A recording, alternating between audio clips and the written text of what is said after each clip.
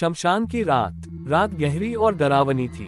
हवा में जलती चिताओं की गंध फैली हुई थी और दूर कहीं उल्लू की भयानक आवाज गूंज रही थी। ये काशी के पास स्थित एक प्राचीन शमशान था, जहां आम लोग जाने से भी डरते थे। लेकिन इस रात वहां एक रहस्यमय साया मंडरा रहा था, एक अघोरी जिसके गले में नरमुंडों की माला लटक रही थी।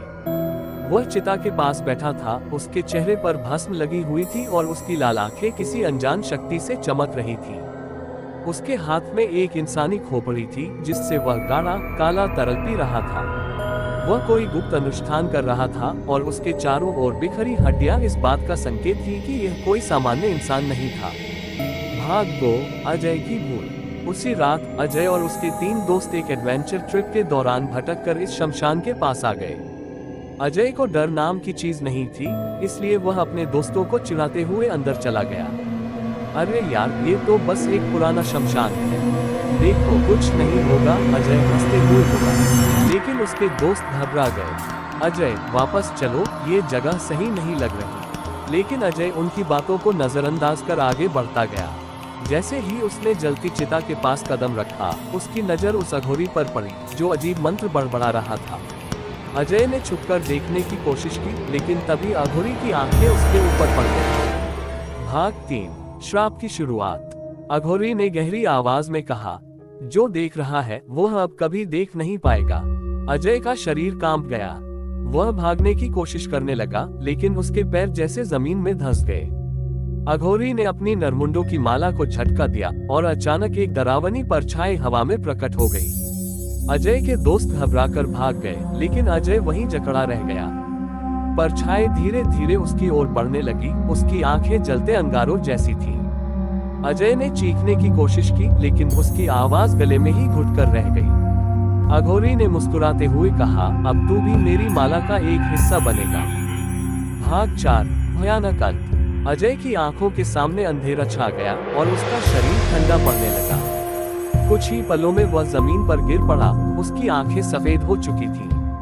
सुबह जब पुलिस वहां पहुंची तो उन्हें सिर्फ अजय के कपड़े मिले। उसका शरीर कहीं नहीं था, लेकिन अघोरी अब भी वहीं बैठा था। उसकी माला में एक नया नरमुंड झूल रहा था, जिसकी शक्ल अजय से मिलती जुलती थी। योजक चिन्ह, योजक चिन्ह, योजक चिन्ह। क्या आप अगला भाग चाहते हैं? इसमें अजय के दोस्तों की कहानी भी जोड़ी जा सकती है, या अघोरी का रहस्य और गहरा किया जा सकता है। अघोरी का श्राप भाग 2।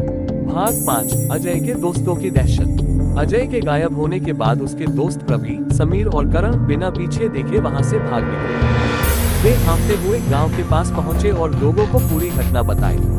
लेकिन गांव के बुजुर्गों के चेहरे पर डर की एक अलग ही छाया थी। गांव के सबसे बुजुर्ग व्यक्ति बाबा रघुनाथ ने कांपती आवाज में कहा, तुम लोग शापित शमशान में गए थे। अरे मूर्खों, वहाँ सदियों से अघोरी का साया है। जो भी उसकी माला में शामिल हो जाता है वह फिर कभी लौटकर नहीं आता। रवि ने डरते हुए पूछा, लेकिन अब हम क्या करें? अजय को बचाना होगा। बाबा ने गहरी सांस ली और बोले, अभी एक ही उपाय है, तुम्हें उसी शमशान में जाना होगा, लेकिन इस बार एक विशेष रक्षा ताबीज के साथ। पर ध्यान रखना, अगर अघोरी ने तुम्हें देख लिया तो तुम भी उसी नरक के हिस्से बन जाओगे। भाग 6, शमशान में वापसी। रात फिर से गहरी हो चुकी थी और तीनों दोस्त कांपते हुए उसी शमशान की ओर बढ़े। उनके पास बाबा का दिया हुआ ताबीज था, जिसे कसकर पकड़ रखा था।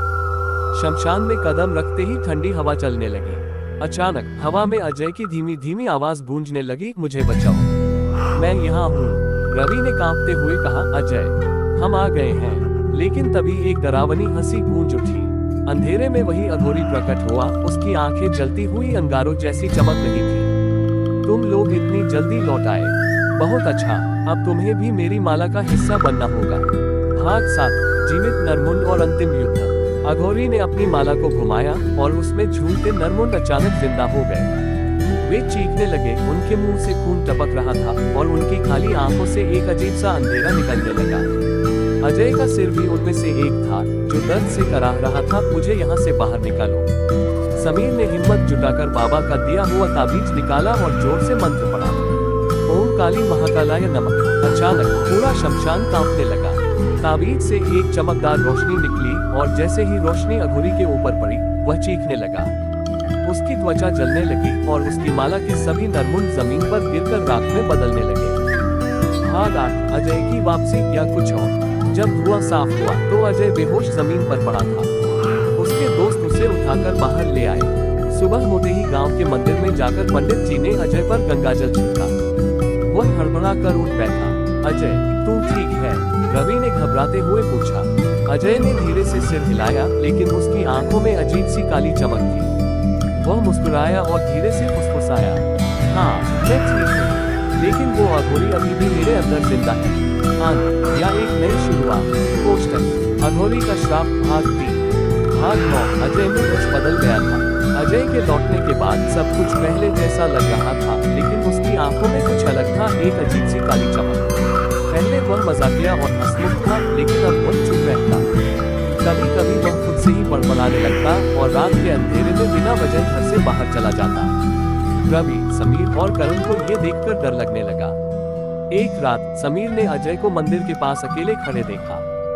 जब उसने पास जाकर उसे छूने की कोशिश की तो अजय ने उसकी कलाई पकड़ ली। उसकी पकड़ इतनी ठंडी और सख्त थी कि समीर की हड्डियों तक में सिहरन दौड़ गई।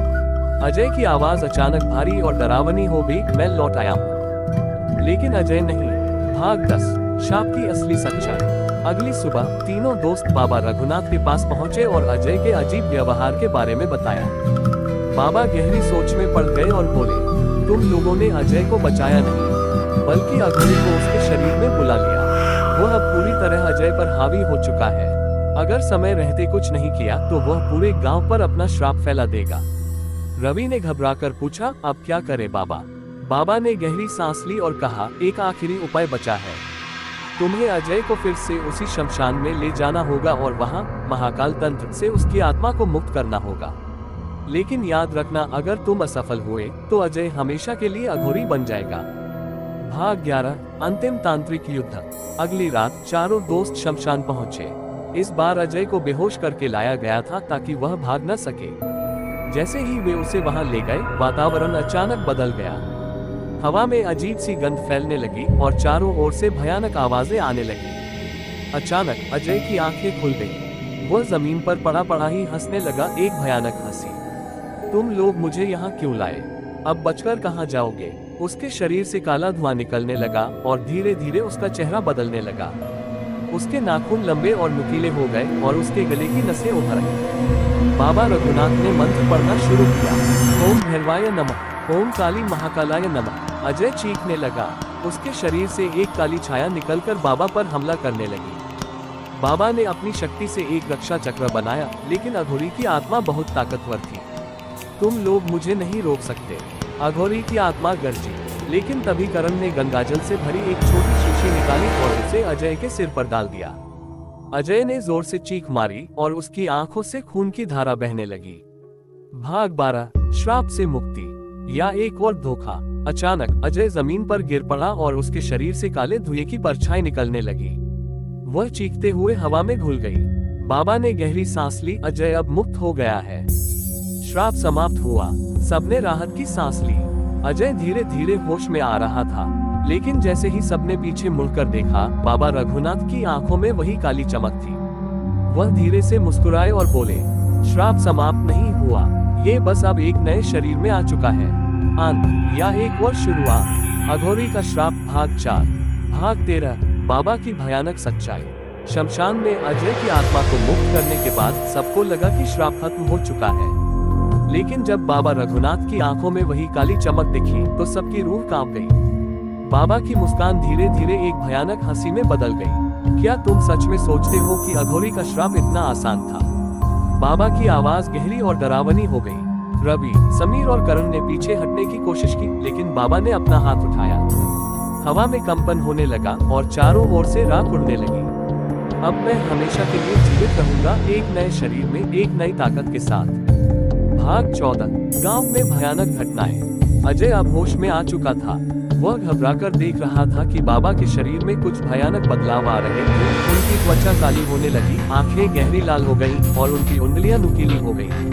तभी बाबा ने जोर से मंत्र पढ़ना शुरू किया और शमशान की जमीन हिलने लगी। रवि ने घबराकर कहा, हमें यहाँ से भागना होगा। लेकिन अजय अब और नहीं भागना चाहता था।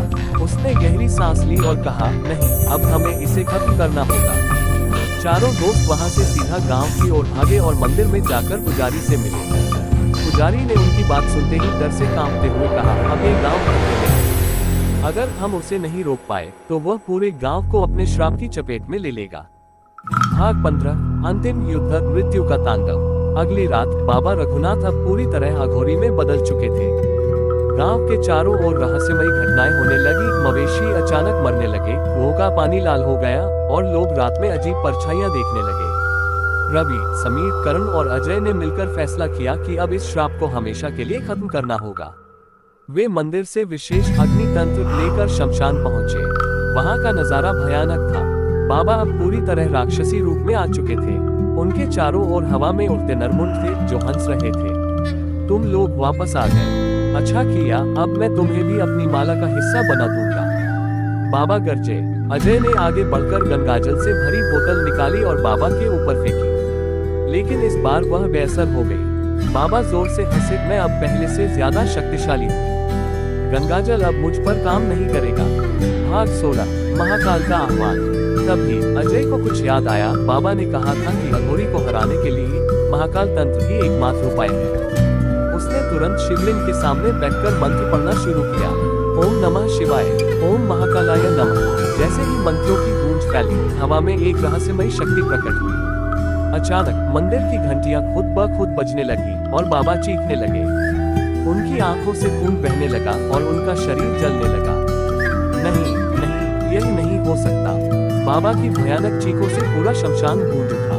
धीरे धीरे उनका शरीर राख में बदलने लगा और उनकी आत्मा एक तेज रोशनी के साथ गायब हो गई। भाग 17 क्या श्राप सच में खत्म हुआ? अजय, रवि, समीर और करण थककर जमीन पर गिर पड़े। ऐसा लग रहा था कि सब खत्म हो चुका है। गांव में सब कुछ सामान्य हो गया और लोगों ने राहत की सांस ली। लेकिन अजय को अब भी कहीं न कहीं अजीब सी बेचैनी महसूस हो रही थी। एक रात जब अजय अपने कमरे में सो रहा था तो उसे लगा कि कोई उसके कान में फुसफुसा रहा है। तुमने मुझे हराया नहीं, मैं अभी भी तुम्हारे अंदर हूँ। अजय घबराकर उठा और जैसे ही उसने आईने में देखा, उसकी आंखें धीरे धीरे काली होने लगी। अंत या एक और शुरुआत। पोस्टर अघोरी का श्राप भाग 5। भाग 18 अजय में जागा अघोरी। शमशान में हुए महाकाल तंत्र के बाद सबको लगा कि अघोरी का अंत हो चुका है। लेकिन अजय अब पहले जैसा महसूस नहीं कर रहा था। रात के अंधेरे में जब सब सो रहे थे, अजय करवट बदल रहा था। उसे बार बार वही भयानक सपने आ रहे थे। शमशान, जलती चिताएं, नरमुंडों की माला और बाबा रघुनाथ की भयानक हंसी। अचानक उसे अपने कानों में एक धीमी फुसफुसाहट सुनाई दी। तुमने मुझे हराया नहीं, मैं अभी भी तुम्हारे अंदर हूँ। अजय घबराकर उठा और पानी पीने के लिए आईने के सामने गया। लेकिन जैसे ही उसने खुद को देखा, उसकी आंखें धीरे धीरे काली होने लगी। अगले ही पल उसके होठों पर एक अजीब सी मुस्कान आई और उसकी आवाज बदल गई। अब मेरी बारी है। भाग 19 एक नया अघोरी जन्म लेता है। सुबह होते ही गांव में अजीब घटनाएं होने लगी। मंदिर के भगवान की मूर्तियों की आंखों से खून बहने लगा, पेड़ सूखने लगे और गांव के कुओं का पानी काला पड़ गया। रवि, समीर और करण को महसूस हुआ कि कुछ बहुत गलत हो रहा है। वे अजय के घर पहुंचे, लेकिन अंदर का नजारा देखकर उनके होश उड़ गए। कमरे की दीवारों पर राख से अजीब निशान बने हुए थे और फर्श पर राख में कुछ संस्कृत मंत्र लिखे थे। अजय कमरे के कोने में बैठा था, उसकी आंखें बंद थी और उसके होठों पर हल्की मुस्कान थी। रवि ने घबराकर कहा, अजय तुम ठीक हो? अजय धीरे धीरे उठा। उसकी चाल अजीब थी, जैसे वह कोई और बन चुका हो। उसने उनकी तरफ देखा और उनकी रीढ़ की हड्डी में सिहरन दौड़ गई। अजय की आंखें अब पूरी तरह काली हो चुकी थी। मैं अजय नहीं हूँ, मैं अब अघोरी हूँ। भाग 20 गांव पर काला साया। रवि, समीर और करण को समझ आ गया कि अघोरी की आत्मा पूरी तरह अजय के अंदर समा चुकी है। उन्होंने तुरंत बाबा रघुनाथ के पुराने शिष्य तांत्रिक साधु जी से मदद लेने का फैसला किया। साधु जी ने उनकी बात सुनकर कहा, अब बहुत देर हो चुकी है। अजय अब सिर्फ शरीर से इंसान है, लेकिन उसकी आत्मा पूरी तरह अघोरी में बदल चुकी है। अगर उसे रोका नहीं गया तो वह इस गांव को श्रापित कर देगा। समीर ने डरते हुए पूछा, तो क्या अब कोई उपाय नहीं?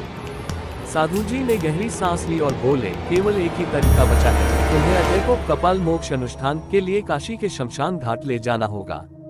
लेकिन ध्यान रखना, अगर वह पूरी तरह जाग गया तो उसे रोकना असंभव हो जाएगा। भाग 21 शमशान में अंतिम संघर्ष। अजय को बेहोश करके वे काशी के शमशान घाट ले गए। वहां साधु जी ने अनुष्ठान शुरू किया, लेकिन जैसे ही मंत्र पढ़े जाने लगे अजय की आंखें खुल गईं। वह जोर से हंसा और हवा में उड़ने लगा। उसके शरीर से काले धुएं की लपटें निकलने लगी और चारों ओर हड्डियां गिरने लगी। तुम लोग मुझे खत्म नहीं कर सकते। रवि ने कांपते हुए गंगाजल निकाला और अजय पर छिड़क दिया, लेकिन अब उस पर इसका कोई असर नहीं हुआ। साधु जी ने जोर से कहा, अभी नहीं, गंगाजल काम नहीं करेगा। हमें अंतिम तंत्र का प्रयोग करना होगा, शिव मृत्युंजय अनुष्ठान।